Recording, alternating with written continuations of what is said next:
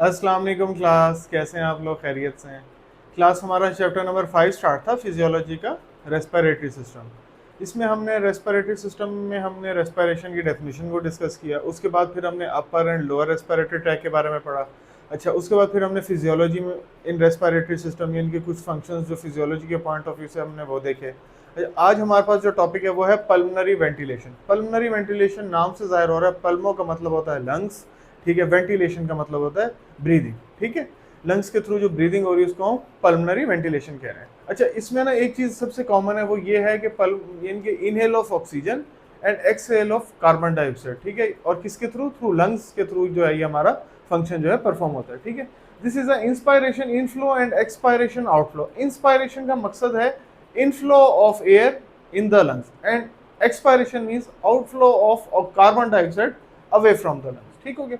Of air between the atmosphere and lungs, यानी कि basically ये एक रिसीवर हो गया, ठीक है, जिसने लंग्स यानी कि जो एक ह्यूमन बीइंग है वो एक रिसीवर हो गया जिसने एयर को अंदर इनहेल करना है, ठीक है। और इसके अलावा एक आपके पास हवा हो गई जो बाहर के लिए ऑब्जेक्ट में, यानी कि ऑब्जेक्ट कह लें, जो हवा है वो बाहर से एक्सहेल हो रही है ऑक्सीजन, ठीक है, सॉरी कार्बन डाइऑक्साइड बाहर की तरफ, और ऑक्सीजन का इनहेलेशन हो रही है। इसको हम क्या कह रहे हैं? इनहेलेशन को इंस्पायरेशन कह रहे हैं और एक्सहेलेशन को एक्सपायरेशन कह रहे हैं।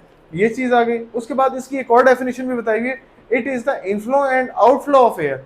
अब है तो हवा का पैसेज ही ना, इनफ्लो भी हो रही है और आउटफ्लो भी हो रही है। पहले इनफ्लो होगी तो फिर ही आउटफ्लो होगी, ठीक है, between the atmosphere of the alveoli of the lungs. Basically हवा जो है कहाँ से पास होकर वापस आ रही है? एल्वोलाई जो है लंग्स का एक हिस्सा है। एल्वोलाई, एल्वोलाई के अंदर एल्वोलाई सैक्स होते हैं, बेसिकली जहाँ से लंग्स के अंदर से जो है ऑक्सीजन है वो इनहेल होने के बाद एक्सहेल हो रही है, किसकी फॉर्म है? कार्बन डाइऑक्साइड की फॉर्म है। अब इसके साथ हमारे पास बुक में भी कुछ चीजें दी हुई है, देख लेते हैं, ठीक है। In this process pulmonary ventilation, यानी कि जो ये हमारे पास लंग्स के अंदर ब्रीदिंग का प्रोसेस में क्या हो रहा है, it is an important factor called the pressure gradient exist and air moves away from the. अब प्रेशर ग्रेडियंट का वर्ड यूज किया। प्रेशर ग्रेडियंट क्यों यूज करा? भाई प्रेशर फुल आ रहा है, आप सांस ले रहे हैं और बाहर आ रहे हैं, ये एक फुल प्रेशर है। खुदा ना खास्ता अगर आप कोई ऐसा पेशेंट देखे ना जिसकी रिब्स में फ्रैक्चर हो, उससे आप पूछे ना, जब वो सांस लेता है तो उसको सांस लेने में भी तकलीफ होती है। किसी को चेस्ट इन्फेक्शन ज्यादा हो तो वो भी पेन उसको फील हो रहा होता है कि भाई जब मेरी वो सांस आता है, क्योंकि ये एक पूरा मैकेनिज्म है हमारा। जो ये इतना रिब्स का हिस्सा है वो एक प्रॉपर मैकेनिज्म है। जब हवा का pressure pressure gradient full pressure होता है जो हम सोच भी नहीं सकते, जब वो अंदर हमारे इसमें जाता है सीने में, रिब्स में, रिब्स से निकलकर वापस आता है, तो एक पूरा एक प्रेशर ग्रेडियंट यानी कि पूरा एक प्रेशर जो है वो डाइवर्ट होता है। और वो पूरा प्रेशर जो है आपको पेनफुल भी हो सकता है अगर इनकेस आपके रिब्स में कोई इशू है।